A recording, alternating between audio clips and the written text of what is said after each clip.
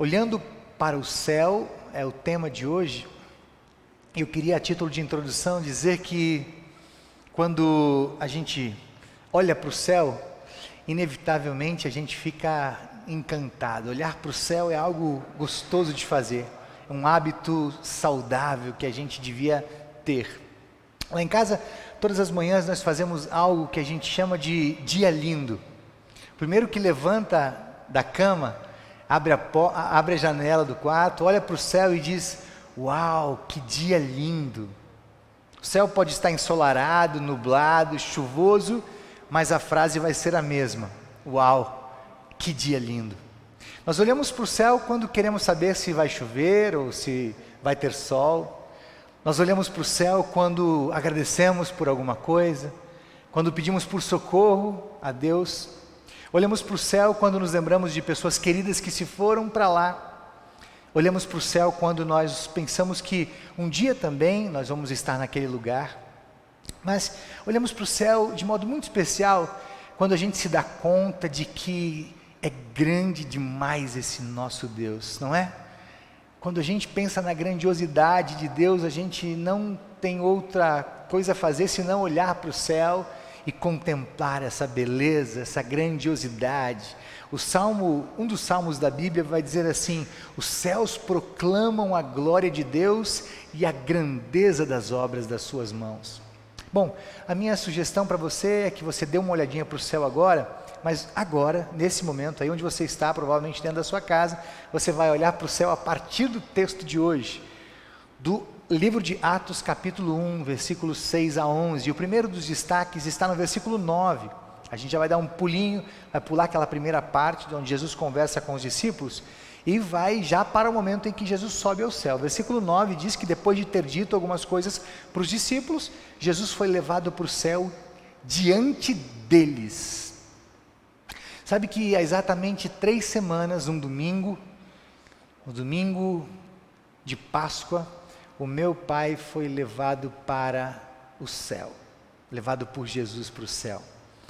Não há mensagem mais consoladora para quem perde alguém do que saber que as pessoas que morrem com Jesus ou pela fé em Jesus estão no céu, estão morando com Jesus, e todos que já estão na glória por causa da fé em Jesus. Não há notícia mais gostosa, mensagem mais consoladora do que você saber que um dia você vai se encontrar, vai acontecer um grande encontro com todos aqueles que já partiram. O texto, quando diz que Jesus subiu ao céu, quando foi levado para o céu, faz com que a gente caia na real, e a gente se dê conta que o céu existe, não é um conto de fadas. Jesus foi para lá, é real. A gente confessa isso todos os cultos, a gente diz isso aqui, quando a gente, na confissão que fez agora mesmo antes da mensagem, que nós cremos na ressurreição da carne e na vida eterna, nós estamos dizendo que acreditamos no céu, que cremos que há um lugar lá na eternidade, lá para cima, ou lá em algum lugar, lá no céu, que há um lugar para nós.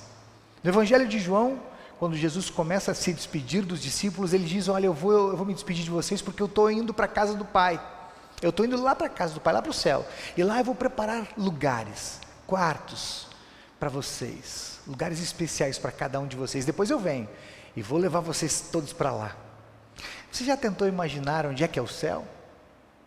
Já tentou imaginar como será o céu? Geralmente quando a gente pensa no céu, a gente olha para cima, pensa em algum lugar para além das nuvens, um gramado verdinho, anjos tocando flauta doce em cima das nuvenzinhas, né? Ou como diz o texto de Apocalipse, um muro grande cercando aquele lugar, o muro de jaspe, diz Apocalipse. Os rios são de ouro. As ruas são de ouro, e os rios são de cristal. Ou ainda, às vezes, quando pensamos no céu, nós comparamos o céu com algum lugar que a gente conheceu, que é muito legal, que é muito bonito. Quem já não compara o céu, por exemplo, com Canela e Gramado, no Rio Grande do Sul? Ou com Campos do Jordão? Ou com Pirinópolis?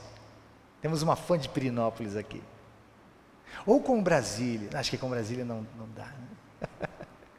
Mas enfim, o reformador Martim Lutero, que você deve conhecer, ele sugere que a gente não tente imaginar o céu, porque a gente tem uma imaginação tão limitada, a gente é tão limitado, nossa capacidade é tão pequena, é tão limitada, é tão mínima, que a gente pode se frustrar com aquilo que a gente imagina do céu. A gente nunca, por mais que a gente se esforce ao máximo, faça os melhores comparativos, a gente nunca vai imaginar o que de fato é o céu. O céu é incomparavelmente mais incrível do que qualquer coisa mais incrível que você já tenha visto na sua vida. E o mais legal, o mais extraordinário, o mais encantador do céu, é que no céu nós vamos viver o tempo todo, todos os dias, o dia todo na presença de Jesus. E além de desfrutar da companhia, da presença de Jesus, nós vamos viver uma alegria que a Bíblia diz que é completa. Você já imaginou você viver uma alegria completa? Uma alegria que a gente já vive em parte aqui, porque Jesus já nos permite experimentar porções de alegria aqui. Aqui na terra já é legal de viver, já é bom, mesmo que as nossas alegrias sejam ofuscadas ou às vezes atrapalhadas pelos cenários, pelas dores, pelas mortes, pelos lutos, pelos sofrimentos, pelas enfermidades, mas lá no céu não. Lá no céu vamos ter a presença de Jesus e a alegria completa, não vai ter nada que comprometa, que atrapalhe a nossa alegria de estar lá, na companhia de Jesus e todos aqueles que foram salvos por Jesus Cristo, anjos, arcanjos e toda a companhia celeste. Vai ser demais, né? Bom, o segundo detalhe do texto, versículo 9 ainda, a segunda parte, diz que uma nuvem, Jesus subiu diante deles e uma nuvem o cobriu e os discípulos não puderam vê-lo mais. De repente os discípulos não enxergam mais Jesus. Bom, os discípulos tiveram um privilégio, eu queria ter estado lá. Sabe que eu às vezes, quando leio os textos bíblicos, eu tenho uma vontade enorme no coração de ter estado lá. Queria ter estado com os discípulos, pertinho de Jesus. Os discípulos tiveram o privilégio de, pelo menos durante 3 anos, ver Jesus com os seus próprios olhos, estar com Jesus, caminhar com Jesus. De repente Jesus some à vista deles. Eles só foram encontrar Jesus de novo quando eles morreram, quando eles partiram. Quando o nosso texto diz que uma nuvem cobriu Jesus e que eles não puderam mais ver Jesus com os olhos deles, 2 coisas apenas eram possíveis a partir dali.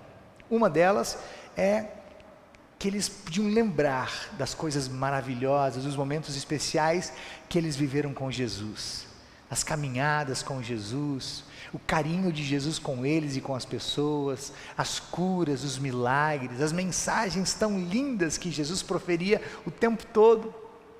Uma segunda coisa que era possível a partir dali era tentar imaginar para onde Jesus estava indo, que lugar é esse, o que vai ter lá. Algumas coisas eles têm na memória, eles têm na lembrança, porque Jesus tinha falado com eles um pouco antes a respeito disso.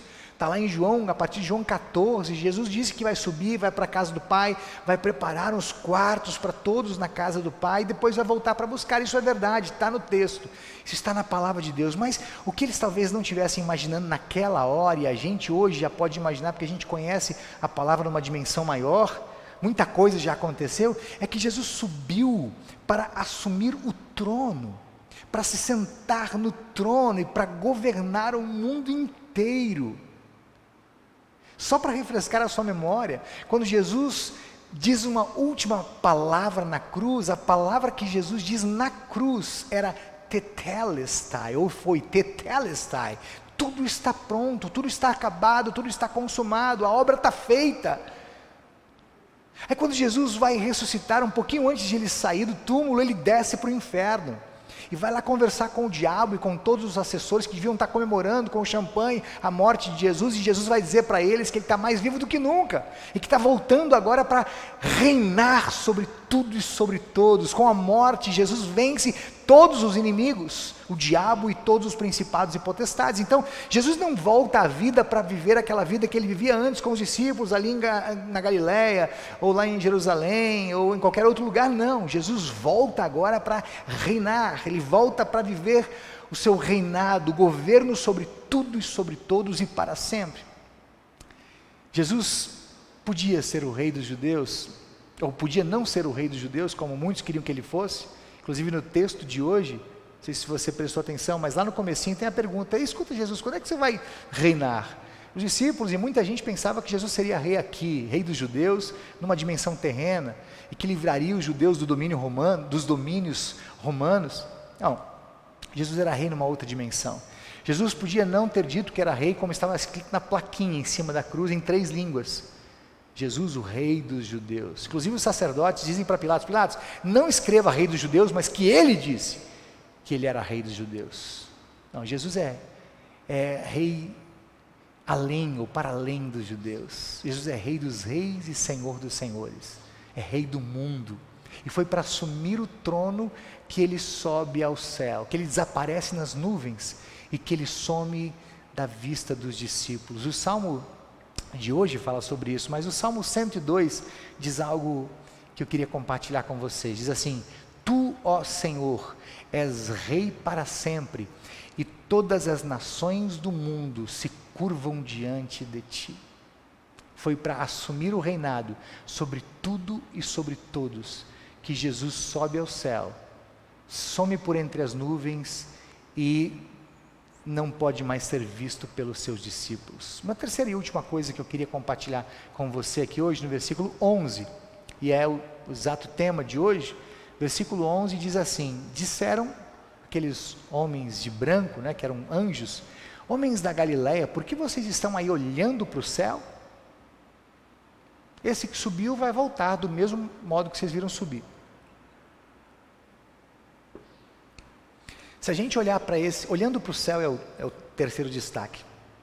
Se a gente olhar para esse texto aqui, na perspectiva de Lucas, lá no capítulo 24, a gente vai perceber que quando Jesus conversa, depois que Jesus conversou com os discípulos, ele abençoa os discípulos, e enquanto ele abençoava os discípulos, ele vai subindo em direção ao céu. Imagina só a cena, uma cena cinematográfica, Se fosse hoje, a gente registraria com os nossos aparelhos celulares, muitas fotos, o Insta ia bombar com essa cena, os discípulos fotografando e filmando, Jesus subindo aqui, a gente registrando tudo, pegando cada detalhe, e depois postando nas nossas redes sociais. Um comentarista bíblico chamado Kretzmann, falando sobre esse texto, ele diz assim: olha, essa imagem que os cristãos estão tendo, estão olhando para o céu e vendo Jesus subir, essa imagem é a imagem que os cristãos deveriam guardar na sua memória, para pensar nela todos os dias. Então, enquanto os anjos perguntam para os discípulos: escuta, o que vocês vão fazer? Vão ficar fazendo aí? Vão ficar olhando para o céu o tempo todo? Não vão fazer mais nada? A resposta dos discípulos, enquanto eles estavam lá, estáticos, olhando para o céu, podia ter sido alguma coisa do tipo: olha, nós estamos gravando essa imagem na memória. Nós não queremos esquecer essa imagem, queremos nos lembrar dela todos os dias. Sabe, queridos, os discípulos estão pasmos, paralisados, estão encantados, boquiabertos, porque aquela cena era uma cena encantadora. Eles sabiam que alguma coisa fosse acontecer, mas não imaginavam que seria nessa dimensão, desse jeito, ao melhor estilo super-homem, Superman, que começa a subir e vai para o céu.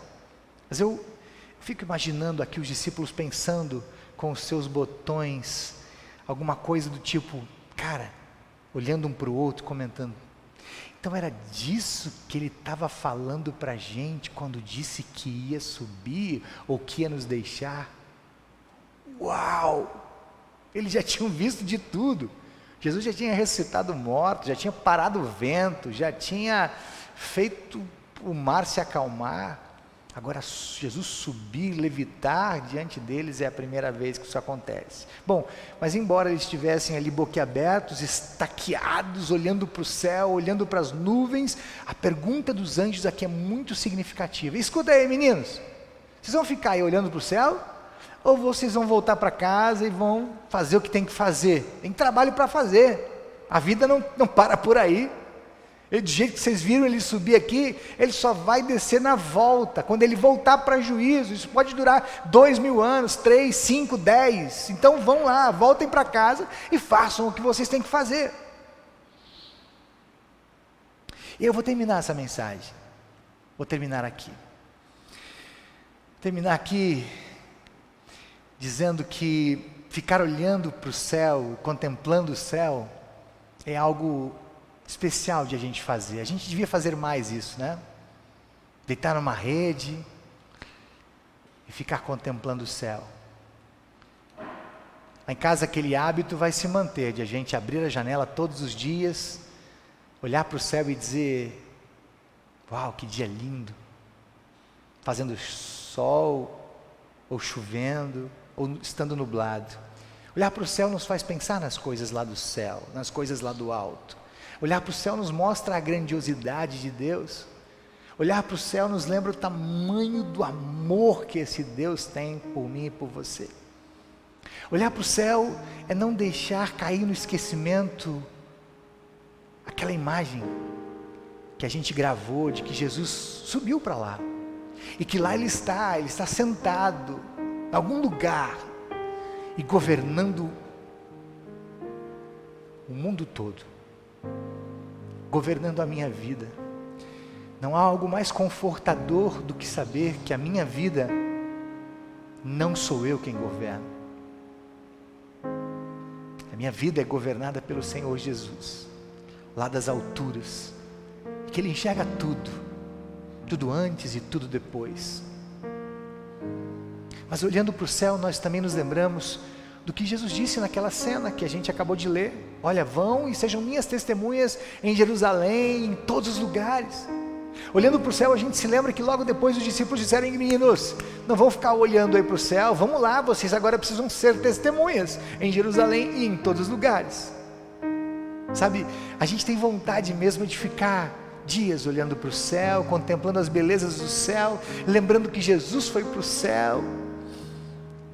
Mas ao mesmo tempo a gente precisa se lembrar que tem muita coisa para fazer por aqui, que às vezes a gente, entre as olhadas que dá para o céu, aqueles momentos em que a gente para admirar, entre uma olhada e outra, a gente precisa se lembrar que temos muito para fazer aqui, que a gente precisa descruzar os braços, que a gente precisa sair da zona de conforto, sair do lugar